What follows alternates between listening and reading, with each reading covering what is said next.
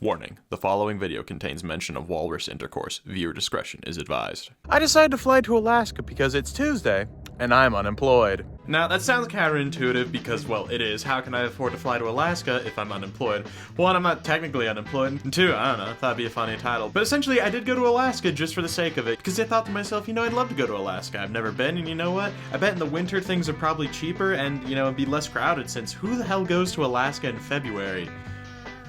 Me. And here's the first thing that happened to me when I landed in Anchorage. So I immediately got on a bus going the wrong way, and stopped, waited for another bus going the other direction, didn't see one, so I'm like, well, guess I'm just gonna walk back to the airport. Worst case scenario, I walk all the way to my hotel, which is like a couple hours away. And I bet at least one person watching heard that and was like, he's walking the whole way, I know it.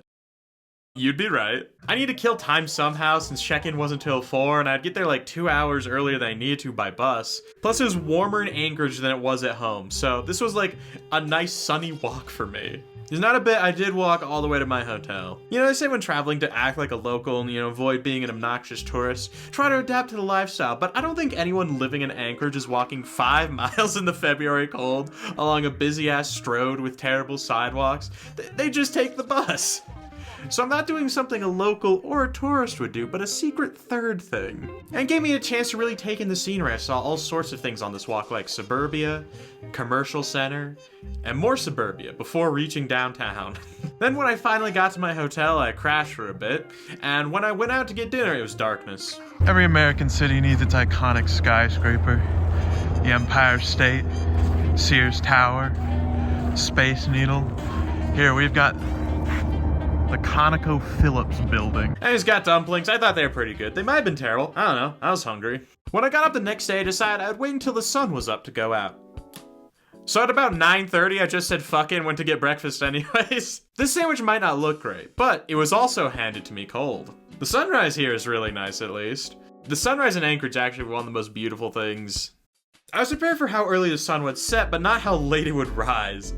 Now I actually had to figure out what to do, and even though it was like 10:30, downtown was still like shrouded in darkness from the tall buildings. But I did find something to do. The Anchorage Planet Walk. You start at the sun downtown, and it's a scale model of the solar system both in size of the objects and distance, with the idea being that you're walking at the speed of light. For example, since it takes 8 minutes for sunlight to reach the Earth, it takes 8 minutes to walk to Earth. It sounds like really corny to say, but it does put the solar system into perspective. So, you know, the creators succeeded. Good for them. The farthest away is Pluto at 5.5 hours. I know what you're thinking. No, I didn't.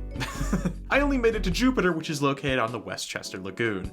It's weird to think of a non-tropical lagoon, but there's nothing saying they have to be, and I feel like this had one of the most quintessentially Alaskan views in the city. Here you can see where the water drains out and starts to empty out towards the sea, and hello, there's mallards. Feels a bit out of place for this time of year, but hey, they're having fun, I think. I am. You are. Better be. So walk back, look out across the sea ice, wow, amazing views in the distance, and get some Cajun food.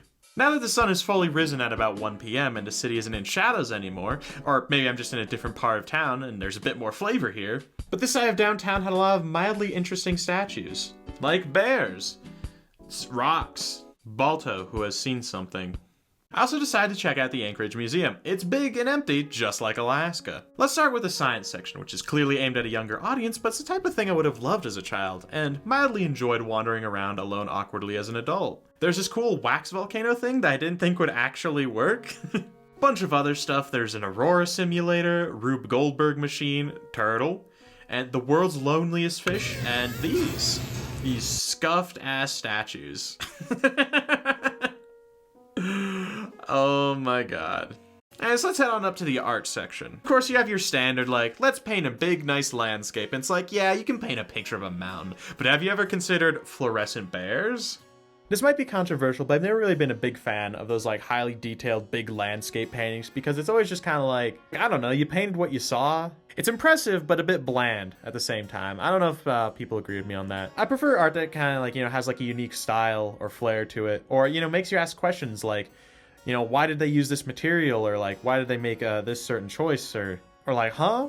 Or why is There Goes Steve Harvey painted here? Although there is one guy who painted Denali a bunch of times when he went on a trek, like he was physically there and going up the mountain, brought all the supplies with him. Imagine being someone else on an excursion, and then you gotta lug around this guy's bringing like a bunch of canvases and his paints everywhere.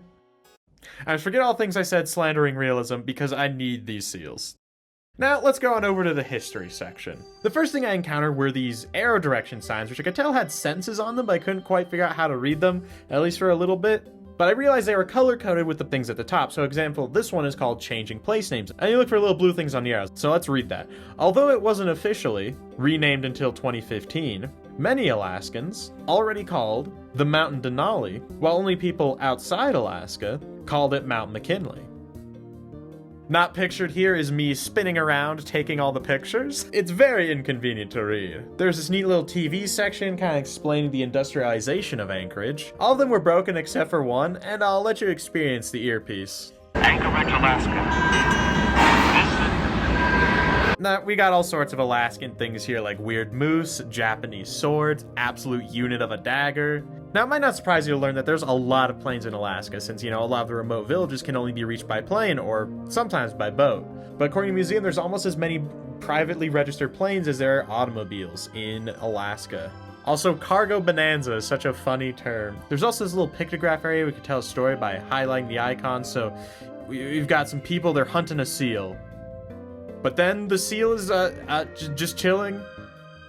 But it doesn't matter because they made a tent out of its skin. And now they're going on boats to go find another seal. And then crop circles, aliens, I don't know, I don't really know how to incorporate this into my rich narrative tapestry. I like how in the buildings section they're all like pretty simple structures, and then it's like full-blown Russian Orthodox church. There's also this exhibit which featured a spoon, spoon, spoon, spoon, spoon, and a ladle. I gotta say, now that's a ladle. The others could be ladles too, but no, I guess they're relegated to nothing, spoon, spoon, and spoon. There's also this other gallery that featured all sorts of clothes, tools, masks, and other items used by native tribes in Alaska. Brought to you by ConocoPhillips. So we'll wrap it up with the Humor in Alaska exhibit. It starts out with a parental discretion warning, so you know this exhibit should be a banger. I think it was mostly for stuff like this. A little bit more tame than I thought. But the main feature here is the wacky arm-flailing inflatable tube man combined with a totem pole. Two ideas I'd really never thought to combine, and I think it has one of the most interesting explanations behind its meaning. You can pause to read, but TLDR, it's making fun of native politicians who are full of hot air. We also have these masks. Care to take a guess who they're supposed to be? Starting in the top left, we have David Letterman, Bart Simpson, Conan O'Brien, and Jay Leno. Apparently someone put a six-figure bid for the Conan one, but backed out, like a coward. I'm really glad in this museum that there's a wall with just memes printed out on it. There's also a bunch of comics by Alaskan artists on the wall, including Tundra, which is something I saw in my newspaper growing up, and why is it Danish? There's no explanation for this. I also gotta say this one did give me a mild chuckle. And included among these is an ode to an Usik, which has a very sensual looking walrus. You gotta scan a QR code to listen to a poem. Alright, fine, I guess we'll do that. Strange things have been done in the midnight sun, and the storybooks are full. But the strangest tale concerns the male, magnificent walrus bull. There's a hint of a grin in that blubbery chin, and the eyes have a sly secret smile. He knows there inside, beneath blubber and hide, lies a splendid contrivance, the Usik. Usik is in fact his penis. Now the size alone of this walrus bone would indeed arouse envious thinking. This then is why the smile is so sly. The one to outsmile our bull by a mile is the satisfied walrus cow. Alright, I can see why they might not want to have printed that one out. And from this exhibit, I'll leave you with Ain't No Nookie Like Chinookie. Yes, you can get it on a shirt. No, I did not buy the shirt. But I did get an octopus hat, which is great because now I can wear an octopus hat in public without actually just wearing an octopus on my head. Anyways, while we're here, let me show you around. We got a crack in the mirror, tiny bathroom, that, and very small room, which honestly I'm here for because like the price to location ratio is pretty good. And I went out again to look at the sunset over the sea ice. I think I was a little too late to get the best colors.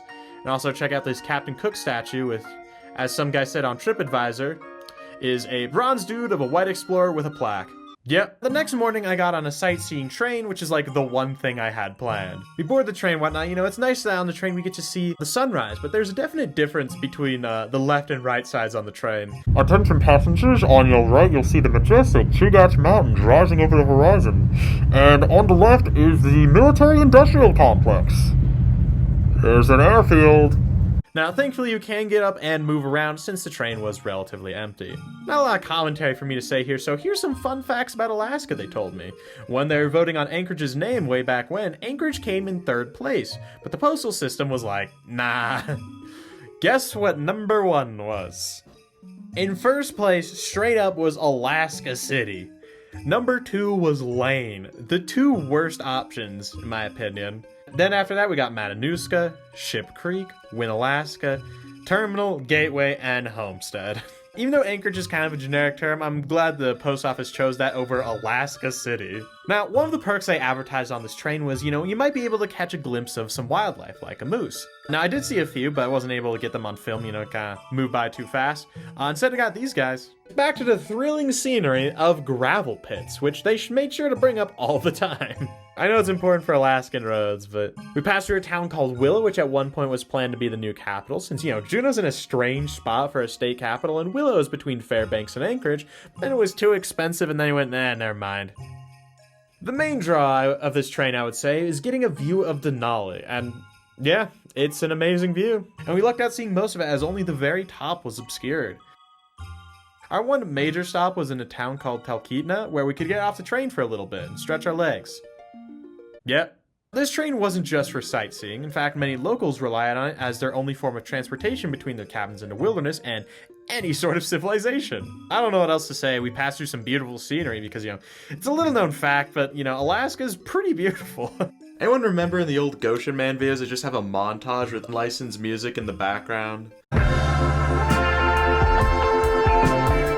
Not gonna do that anymore. A little bit more worried about copyright strikes. Not gonna lie, I'm trying to pad time to show off the train videos because if I can dedicate almost a minute to a bit about a walrus penis, I can add some time on the scenic train ride. Eventually, we reached the turnaround point for this journey, which is the Hurricane Gulch Bridge. And the gulch is named for the strong winds which rip through it. And yeah, it's a beautiful spot. And we just kind of sat here for a minute. Now, since the train didn't actually turn around and just start going the other way, I could pretty much sum up the return journey by doing this. Well, except for the sun lower in the sky, so you get a lot more sunset colors. And there weren't as many announcements, so I could fully zone out and take in the frosted forest. And why are we moving north again? We just came this way. What the hell are we doing? Thankfully, they were just repositioning, but it freaked me out for a second.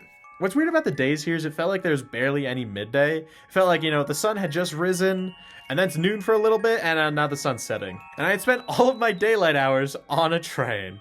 Next day, it was time for me to head home on a connecting flight through Fairbanks because that was cheaper for some reason. Now, I like to have a connecting theme in my Goshen Man videos. Usually it's visiting a collection of places or some kind of journey with a specific goal. This one was just kind of me wandering around, but I still wanted to make a video about it. Half-baked moral is, there's no perfect time to do anything. If there's something you can and want to do, send it.